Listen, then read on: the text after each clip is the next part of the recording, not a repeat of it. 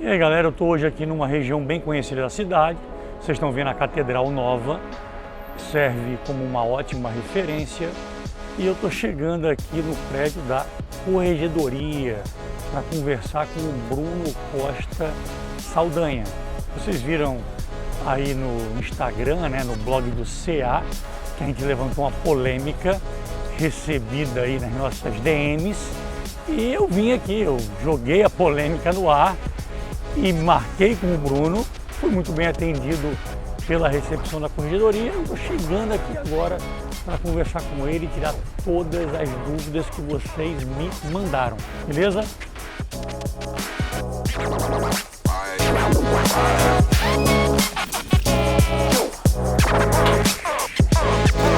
bem? Beleza, como é que você tá? Tudo jóia? Tudo em paz? Tranquilo. Tranquilo?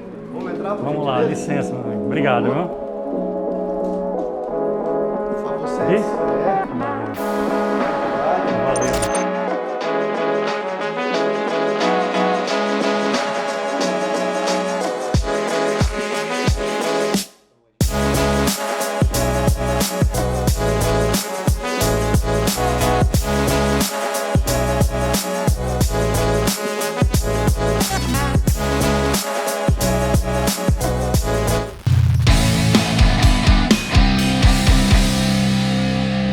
Bruno, a gente conversou muito aqui nos bastidores, né, antes de começar a gravar realmente.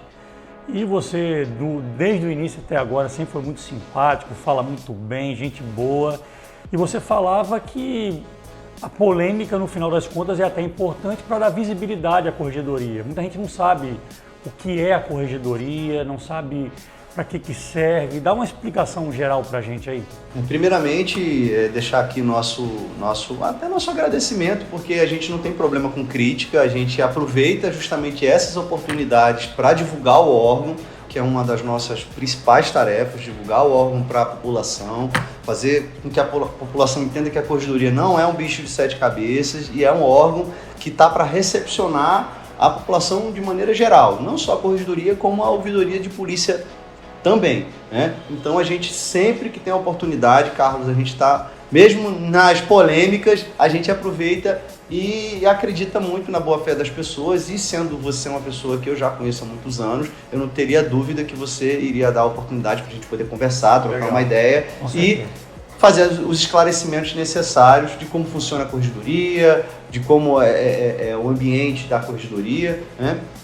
E assim, para tentar resumir, né, nós temos aqui na Corregedoria um funcionamento voltado em três eixos, né?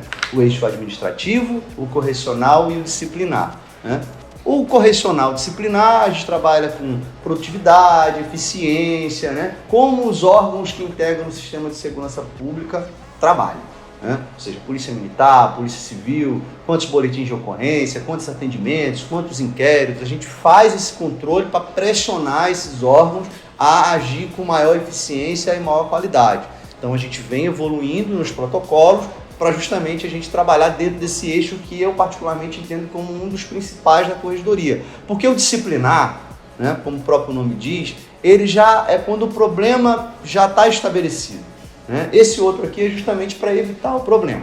Então o âmbito disciplinar, ele vem justamente dentro da perspectiva de fomentar a correção, fomentar que práticas indevidas não sejam cometidas pelos policiais, para fazer com que o sistema de segurança funcione de uma maneira correta, com a qualidade que as pessoas esperam. Nem sempre é assim, a gente está tentando consertar aí séculos de problemas, inclusive de natureza cultural, né? Mas hoje a gente tem um trabalho, e tanto na Polícia Civil quanto na Corregedoria, que vem conseguindo melhorar de forma significativa o atendimento à população, né? Então, basicamente, né, o trabalho da Corregedoria é esse. Você pode ser atendido, pode enviar a sua denúncia, viu alguma coisa errada acontecendo, que você acha que é errado, certo? Você pode encaminhar para o e-mail da Corregedoria, que a gente vai deixar aqui para o Carlos, aí o Carlos vai botar bem direitinho aí para vocês, vai botar o número do WhatsApp da gente, para vocês também mandarem, né? Porque às vezes a pessoa não se sente à vontade, confortável de vir, eu tenho medo, poxa, eu trabalho, né? Você pode encaminhar isso para a gente vai filtrar a sua informação, se houver necessidade a gente mantém contato com você de novo para colher mais dados, mas como é que foi aonde, que lugar, que horário, tinha câmera, não tinha. Então, a gente tem essa preocupação em não só pegar a sua informação e gerar um procedimento que não vai dar em nada. A gente busca também resolutividade. Então, assim, para tentar resumir, basicamente esse é o nosso trabalho. Recepciona a informação, trabalha a informação, provoca as autoridades que eventualmente estejam em situação de irregularidade para que elas deem as suas explicações, e isso também é muito importante. E aí, havendo elementos, a corregedoria, através dos seus órgãos internos, né, vai fazer atuação, vai instaurar procedimento de investigação, vai instaurar procedimento punitivo. Então, esse é mais ou menos o cenário, e ao final a gente entrega isso para julgamento. É importante que as pessoas saibam, não é o corregedor que decide, nós não somos delegados nem policiais, nós somos da sociedade civil organizada, estamos aqui justamente para dar um pouco mais de imparcialidade e de transparência, meio que sendo os olhos da sociedade no âmbito de um órgão que tem uma responsabilidade de controle e fiscalização tão importante. Beleza, a gente na discussão prévia aqui, você me explicou que estados diferentes podem ter modelos diferentes de corregedoria, certo? Então eu até dei uma pesquisada aí em vários casos aí Brasil afora, e eu percebi que em alguns estados, se chega uma denúncia, o policial agrediu a mulher no dia de folga dele na praia. Aquele estado X, ele afasta e abre uma investigação. Qual é o modelo do Rio Grande do Norte? O modelo do Rio Grande do Norte. Vamos lá, isso assim, não é modelo, certo?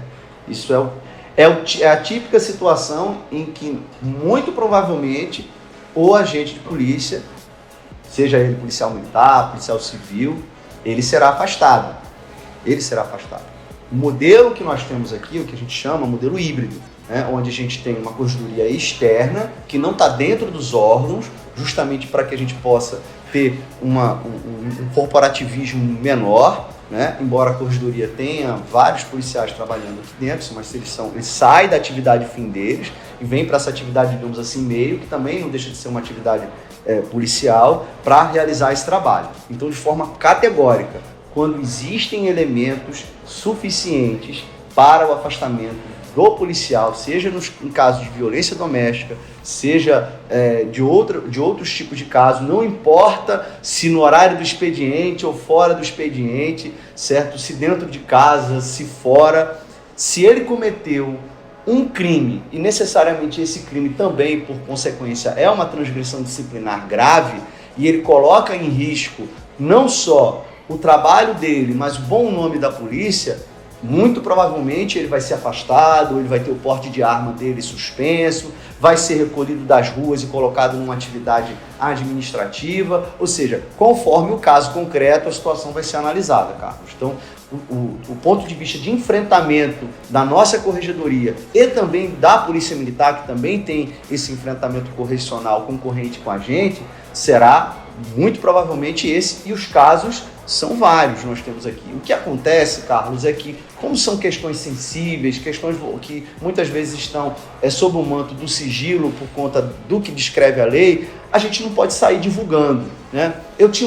A gente tinha um caso muito interessante, como eu era dirigente da OAB, também acontecia isso. O advogado, às vezes, cometia uma coisa errada, o Tribunal de Ética e Disciplina ia lá, pedia a suspensão dele, o Conselho Seccional determinava, ele era suspenso, mas não tinha divulgação. Então, às vezes, isso transparece para a população de que a pessoa não está sofrendo a penalidade que é para sofrer. Lembrando que a gente tem que respeitar o devido processo legal administrativo, mas isso são medidas, vamos dizer assim, de natureza cautelar, né, antecipatórias, que a situação se mostra de maneira tão clara, tão evidente, que ele coloca em risco as pessoas. Então, e são medidas feitas de maneira muito fundamentada, com elementos muito sólidos, para que esse tipo de afastamento possa ocorrer e também não ser refutado por uma decisão judicial. Se a gente sair afastando todo mundo sem elemento nenhum, né, primeiro a gente vai perder a credibilidade perante a sociedade, perante os servidores. A partir do momento que o Poder Judiciário também vai começar a intervir excessivamente no órgão correcional por estar adotando medidas ilegais, a autoridade vai responder por abuso de autoridade, então a gente tem que ter muita responsabilidade na execução dessas medidas. Lembrando, essa cautela, esse cuidado não significa que nós não vamos agir com rigor e com firmeza. Né? Uma coisa é uma coisa, outra coisa é outra coisa. Uma coisa eu te garanto, essa história de que para ele responder na corregedoria por um delito, por exemplo, de violência doméstica, ele teria que praticar o delito no momento que ele estivesse exercendo, isso não procede, porque existem situações em que mesmo que ele não esteja no exercício efetivo da função, elas estão vinculadas indiretamente à atividade policial. Por quê? Por exemplo, o policial militar, ele tem restrições maiores, assim como o policial civil. Se você pegar lá o código de ética, né, ele tem que ter honradez maior, moral maior, tudo dele maior, porque ele é um agente da lei. Então, tudo que de alguma forma possa repercutir de maneira, ainda que indireta, junto à corporação, junto à ideia de uma corporação que pratica justiça, isso é considerado. Agora, cada caso ele é avaliado conforme a sua peculiaridade, a sua necessidade, pelas respectivas autoridades. Como eu lhe disse aqui no nosso bate-papo preliminar, né, as suspensões de policiais civis, elas ocorrem através de um parecer do corregedor auxiliar, passa pela Polícia Civil, vai para o Gabinete Civil, para a governadora poder avaliar. Então, é um processo mais longo, por quê? Porque é uma medida muito drástica, muito imediata, né? Mas que em algumas situações acontece sim, Carlos. Legal, beleza. Falando de números aí, né, porque para o pessoal ter noção do que acontece aqui dentro, você me falou que foram mais ou menos 150 investigações esse ano envolvendo policiais em 2023 e que mais ou menos 10% resultaram em algum tipo de punição. Isso. Vamos lá. Os procedimentos, eles chegam aqui, só para o pessoal entender, eu vou tentar dar uma didática aqui para o pessoal entender. A gente recebe a denúncia, filtra, a gente também recebe muita denúncia infundada, certo? Muita gente que tenta utilizar o aparelho estatal para outros fins. Então a gente pega isso, filtra, avalia, tem os indícios, faz a instauração. Não é nada de assim, estão colocando muito requisito para instaurar. Não, a gente tem protocolos muito bem estabelecidos para iniciar as investigações, né? Geralmente as investigações elas começam com uma solicitação de esclarecimento da autoridade. Isso muitas vezes resolve os problemas. A gente recebe muito aqui na corregedoria. Olha, eu prestei um BO e o BO está demorando a ter a sua atuação, o delegado está agindo com desídia, né? Olha, o batalhão tal não está fazendo a ronda aqui, não está atuando o policiamento ostensivo de forma adequada. As provocações que a própria corregedoria vai fazendo nesse momento preliminar, em algumas situações, já resolve o problema, certo? A pessoa já presta esclarecimento e já resolve. Claro que são situações leves, né? Agora a gente tem situação pesada, de violência policial, de agressão, de ameaça, de grupo de extermínio.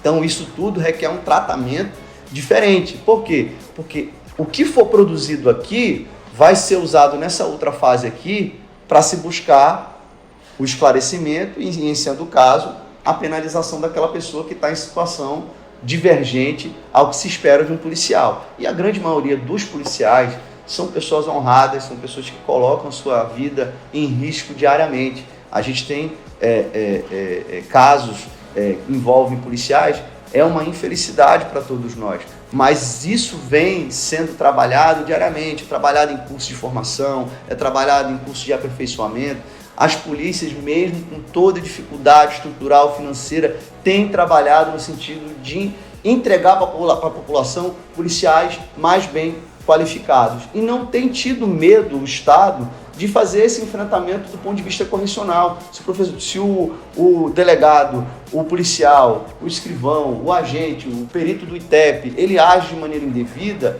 ele hoje vai sofrer as sanções necessárias e vai passar pelo crivo do procedimento. Olha, as pessoas que estão aí te ouvindo, você passar pelo crivo de um processo disciplinar é muito pesado, inclusive do ponto de vista psicológico para a pessoa, porque ali às vezes está a vida profissional da pessoa. Tá? Eu sou advogado, hoje estou nessa função, amanhã posso não estar, certo? Tenho obviamente responsabilidade, mas a vida profissional dessas pessoas está em risco. Então, começa a se criar uma cultura de que eu tenho que ter um zelo, uma dedicação, um cuidado, uma atenção no trato para quem eu sirvo. E quem a gente serve? A gente serve a população. Se a gente não tiver isso em mente, os problemas vão aumentar, cara. Entendeu? Bruno, você entrou na corregedoria em maio de 2019, né? E você me falava, claro que quem está num cargo público como você está, ou servindo o público, é difícil agradar todo mundo, sempre vai ter reclamação, é inevitável, né? Mas você me fez uma lista aqui de melhorias que você já conseguiu implantar, inclusive um sistema que você rapidamente recuperou aí o número de entradas esse ano, me mostrou tal. Tenta dar uma geral para a gente, o WhatsApp também já foi da sua gestão, né? A população pode fazer a reclamação via WhatsApp. E já nesse bolo aí, eu queria que você dissesse para a população, pô, não tenho dinheiro para ter um advogado top das galáxias, eu posso me expressar livremente pelo próprio WhatsApp, ou pessoalmente, ou por e-mail, como é que é esse procedimento? Vamos lá, a gente passa por um crivo, um conselho, né? Conselho Estadual de Direitos Humanos e Cidadania, né? Lá tem representações de todo o Estado, de associações, né? Então o nosso nome é levado para lá, é ratificado por esses personagens da sociedade, porque essa função hoje ela não é ocupada por um delegado de polícia, por um oficial, ela é obrigatoriamente ocupada por um agente da sociedade civil organizada. Para que isso? Para que a população possa ter um representante aqui dentro, no sentido de tornar as coisas mais transparentes, mais claras, diminuir e promover que seja diminuído o corporativismo policial, que é existente sim, a gente não é hipócrita em dizer que não existe, certo? Ele existe, mas nós estamos aqui combatendo.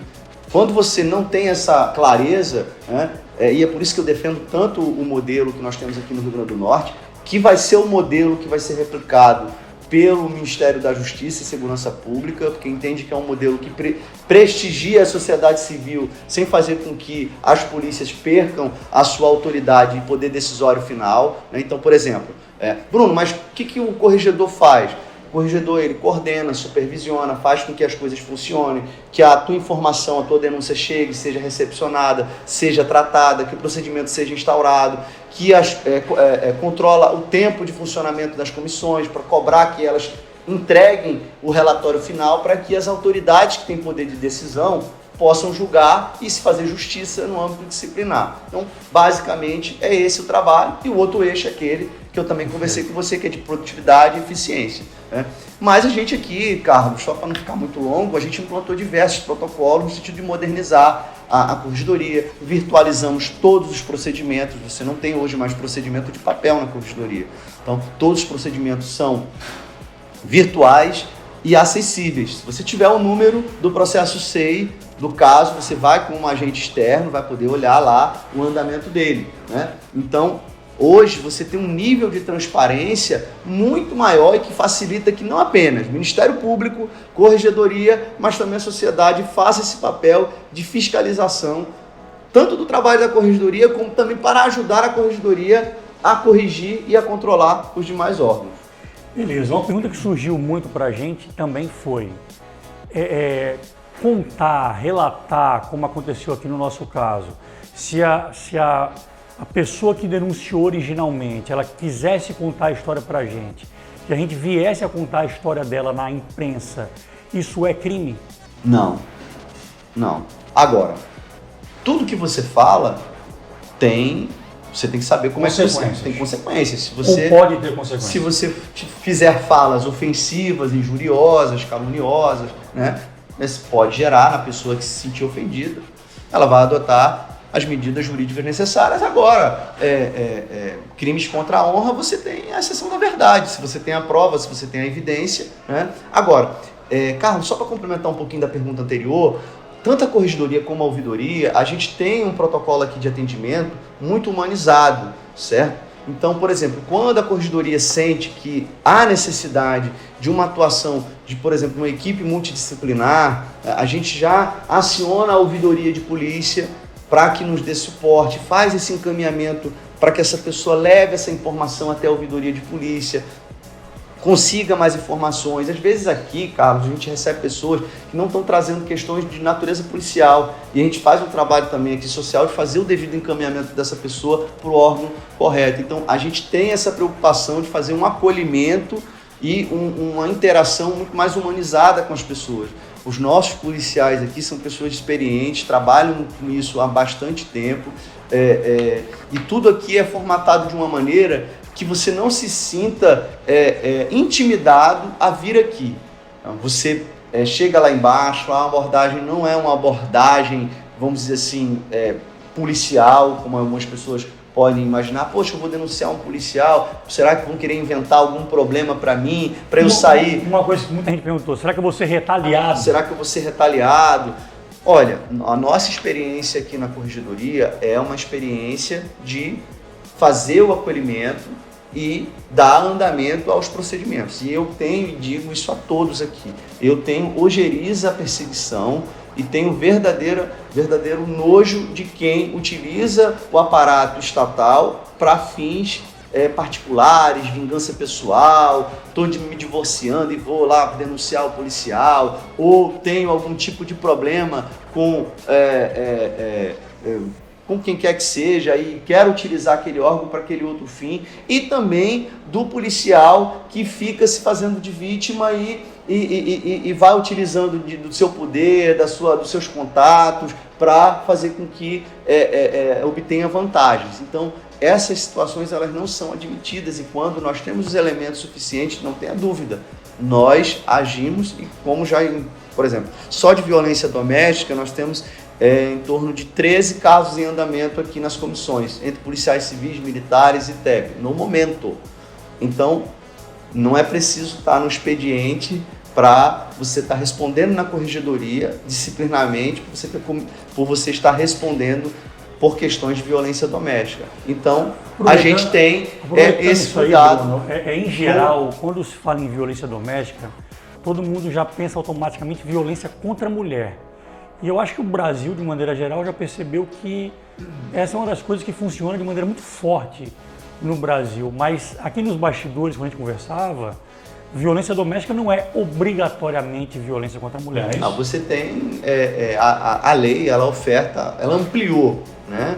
E tem um leque de situações de pessoas que estão albergadas pela legislação de proteção à mulher, né? No ambiente familiar, família, a mulher, filhos. Então, isso é um assunto que é muito difícil para os delegados de polícia, delegadas de polícia principalmente, geralmente são delegadas de polícia que estão à frente das delegacias da mulher e das delegacias voltadas para as pessoas em situação de vulnerabilidade.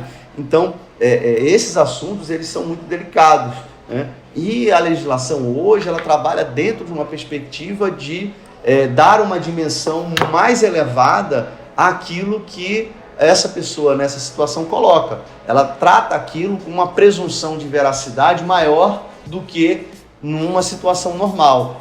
E às vezes, Carlos, isso é distorcido, como em tudo, né? O ser humano tem vieses positivos e vieses negativos. E nós que fazemos o Estado temos que estar atentos para que as pessoas não utilizem essas valiosas prerrogativas que a legislação confere a essas pessoas, né, para serem mal utilizadas. Quem as mal utilizar, nós somos totalmente favoráveis que essas pessoas respondam de maneira rigorosa junto ao órgão correcional, junto ao Poder Judiciário e civilmente também com indenizações pesadas. Como eu estava lhe dizendo aqui, as perspectivas são civil, criminal e administrativa, né?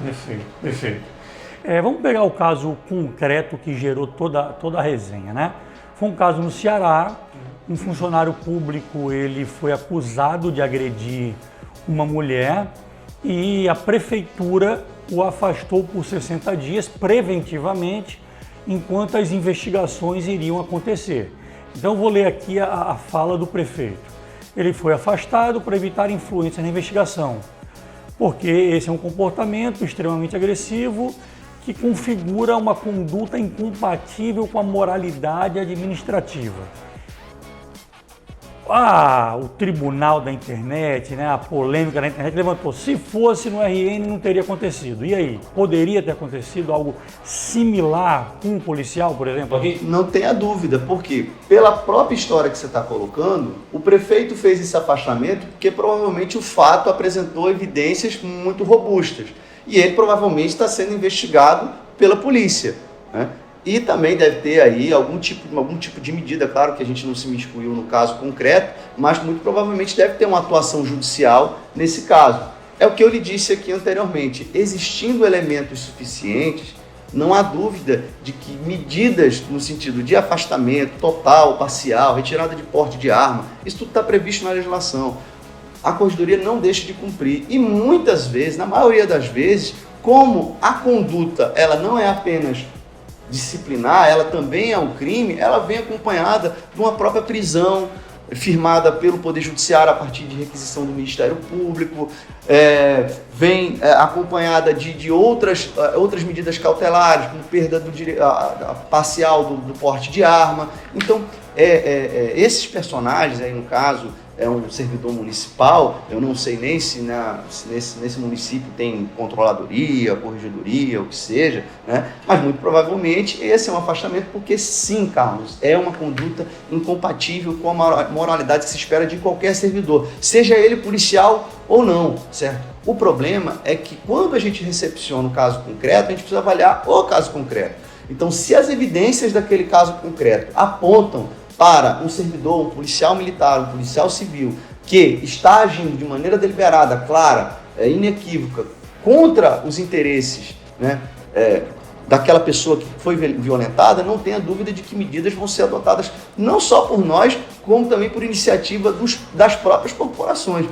A Polícia Militar, muitas e muitas vezes, por medida de forma cautelar, ela já faz o afastamento daquele determinado policial da rua, coloca ele no administrativo até que o procedimento ele finalize. Mas é necessário que tenhamos elementos mínimos para que isso aconteça. Senão a gente torna... E outra coisa, Bruno, afastar não é também condenar, né? Não. Pode acontecer do cara ser afastado e depois dos trâmites, não, o cara é inocente, o cara volta também, né? Exatamente. Ninguém está defendendo... Carlos, isso aqui é Brasil. Se a gente adotar o afastamento, a gente também está penalizando a população. A gente precisa olhar isso, tá? E a gente, se a gente adotar um protocolo de afastamento sem qualquer tipo de critério, a gente vai estar agindo em abuso de autoridade. Você falou isso sobre avaliar, de penalizar a população, mas do ponto de vista de tudo que eu li lá nos bastidores do Instagram, o pessoal também vê que você ter, por exemplo, um agressor de mulheres atendendo uma mulher agredida na delegacia, você está penalizando a população também. Um agressor de mulheres, ele não deve estar no serviço público, Carlos. A gente tem que ter muita clareza com relação a isso. Mas você está no início de um processo de investigação, entendeu o que eu estou falando, não? Sim. Claro que no futuro, provando se ele sai, né? Agora, veja, uma coisa é a gente trabalhar com a culpa do servidor. A outra coisa é a gente trabalhar para fazer um afastamento cautelar. Os elementos são distintos. Tá? Aqui eu preciso ter muito mais certeza. Aqui os elementos são... É como uma liminar que você consegue na justiça. Se você apresenta as evidências mínimas, eu falo assim, olha, o risco que essa pessoa tem aqui no exercício da atividade dela é maior, vamos afastá-la, vamos transferi-la, vamos trocá-la de delegacia, ou seja... O caso concreto é que vai indicar a melhor medida que vai ser adotada. Tá? Agora, são condutas incompatíveis totalmente com a atividade policial, muito mais ainda, né, do que qualquer outro servidor. Agora, a gente também não pode adotar um protocolo em que a gente antecipe, em que a gente coloque o servidor como culpado antes do procedimento. Aí a gente vai estar invertendo toda a lógica, vai colocar todos os agentes de segurança numa situação muito difícil, porque vai bastar eu agir, às vezes, no exercício das minhas atribuições contra você, cidadão, e você não gosta, vou fazer uma denúncia na corregedoria, porque a corregedoria tem como protocolo já pedir logo o afastamento. Tu imagina, Carlos, como é que isso é difícil da gente trabalhar, como a gente tem que avaliar caso a caso, porque se a gente avaliar de uma maneira ampla, a gente vai estar prejudicando as pessoas e vai estar dando ideia para que pessoas mal intencionadas utilizem a corregedoria para prejudicar policiais. E qual é a segurança que o policial vai ter de atuar nas ruas, sabendo que basta qualquer pessoa fazer uma reclamação desprovida de qualquer coisa? Olha, não preciso mandar foto, não preciso mandar vídeo, não preciso nada. O policial não gostou, tive um destempero com o policial, com o agente, vamos tirar da polícia, vamos botar aqui, não gostei porque o amarelinho me multou, vou lá e ele vai ser afastado. Não pode ser assim. Senão a gente gera o caos. O que a gente tem que lutar, Carlos, é para que os órgãos de controle sejam estruturados, eficientes, ágeis, abertos à população, para que as coisas aconteçam às claras e para quem tem o poder de julgar não se sinta constrangido em querer julgar por questões de corporativismo e julgue como deve julgar. Nós aqui temos o papel de recepcionar, trabalhar e fazer com que as coisas funcionem da melhor maneira possível. Então, é isso que a gente quer aproveitar o ensejo da abertura aí, da audiência que vocês estão tendo, estou vendo aí, que eu fiquei famoso, agradeço vocês aí, deram uma audiência muito importante para a gente mostrar nosso trabalho, a corregedoria está aberta, tá? Legal. Então a gente não trabalha aqui com essa perspectiva de proteger policial, de passar a mão na cabeça do policial, mas também não trabalha com a perspectiva de prejudicar as pessoas. Então o nosso trabalho aqui é dentro da legalidade. Olha só, sendo bem popular, para a gente finalizar a nossa conversa de hoje. Quando eu fiz o primeiro vídeo, minha mãe falou, você é maluco, você começa logo se metendo com corregedoria, você vai morrer, não sei o que, parará. Quando ela viu aquele seu like lá que eu botei no Instagram, eu acho que ela voltou a dormir, porque viu que não tem nada fora do normal. Então eu queria finalizar você se concentrando nesse lance de a corregedoria está aberta, não é um bicho de 7 cabeças, não existe uma truculência, como eu percebi aqui do início até agora, e também com um ponto assim bem popular, a corregedoria não passa pano, um termo bem popular. Então finaliza aí nesses 2 pontos aí. Carlos, nós enquanto gestores públicos temos que ter a tranquilidade de saber lidar com crítica, saber conversar, saber dialogar com a sociedade, com a imprensa, com blog, com rede social. A gente tem que ter essa tranquilidade para poder dialogar com as pessoas. Tá? Eu vou sempre partir do pressuposto que a pessoa está fazendo ali o seu trabalho com boa fé, e aí se depois ela me mostrar o contrário, aí tudo bem. Fazer o quê?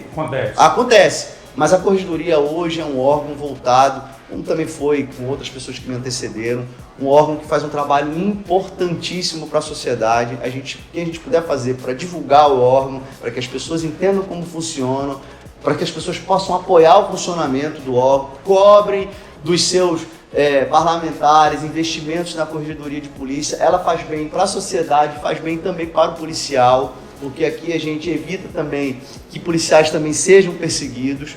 Sabia disso? A corregedoria, ela serve também para isso. Mas assim, a corregedoria ela não passa pano, a corregedoria trabalha de maneira transparente, clara, objetiva, está aberta todos os dias, aqui de segunda a sexta-feira, período da manhã, para o expediente externo à população. Estamos diversificando aí os meios de comunicação, a gente conta aí com o teu canal, está começando agora, né? A gente não tem problema nenhum em receber crítica, divulgar e esperar que também as pessoas, poxa, não é assim e tal, e aí isso faz com que o tema corregedoria seja debatido e as pessoas possam se interessar mais pelo nosso trabalho e conhecer como funciona, Carlos. Então assim, eu prefiro olhar o lado positivo de tudo que acontece. Que pode, poxa, você está chateado, eu comecei já meio agressivo, dizendo que é assim, é assado. Não, ele está me dando a oportunidade de explicar como é que o órgão funciona, certo? E se ele me der a oportunidade da resposta, eu acredito que você está dando, tanto é que você está aqui hoje, tudo vai fluir da melhor maneira possível. Mas, no popular, corregedoria não passa pano e corregedoria também não passa serrote no pescoço do policial. Galera, foram 2 horas de conversa no total, a prévia incluída, né? E gravando 40 minutos. O Bruno foi muito paciente com a gente boa, explicou tudo que a gente perguntou aqui. Foi uma aula, eu vou ganhar um diploma, um MBA aqui no final, com certeza.